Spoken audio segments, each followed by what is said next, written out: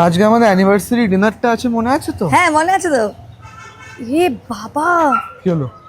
আমার একটা important meeting আছে আজকে, আমাকে যেতেই হবে। আজকে আমাদের অ্যানিভার্সারি, বছরের এই দিনটাতে তোকে মিটিং এ যেতে হবে। আই নো, বাট তুই মিটিং এই যা রে।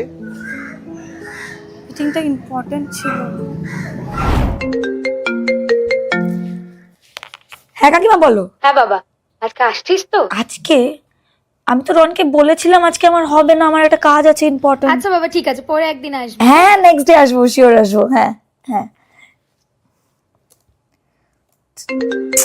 ও হ্যাঁ, কি বলবি তাড়াতাড়ি বল।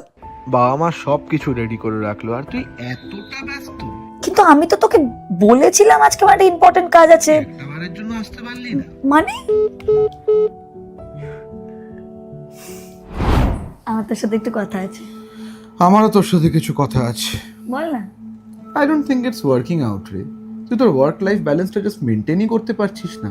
হ্যাঁ, এভাবে আমার দ্বারা সম্ভব নয়, একদম পারছি না। আমি যেই জিনিসটার জন্য এত খাটাখাটনি করছিলাম সেটা ফাইনালি হয়ে গেছে। অ্যান্ড একটা লাস্ট বার আমি চাইছিলাম তুই আমার সাথে সেখানে চ। যাবো যাবো। এইটা আবার কোথায় নিয়ে এলি আমাকে? এটা আমার স্বপ্ন, মানে? আমার নিজের বাড়ি, শহরের কেয়াস থেকে দূরে, নিজের একটা ছোট্ট শহর। চ দেখাচ্ছি। এখানে আছে সব high class amenities without even going anywhere, starting from coworking spaces, gyms to salons to spa and swimming pool, সব কিছু হাতের কাছে।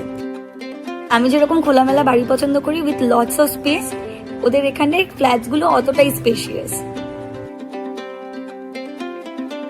আমার কত বড় একটা স্বপ্ন পূরণ হলো আজ। ফাইনালি তোর নিজের একটা বাড়ি হলো, বলো? আমার কি, আমাদের। এবার আমি বুঝি রে, তুই সারাদিন এত কেন খাটিস। It's worth it.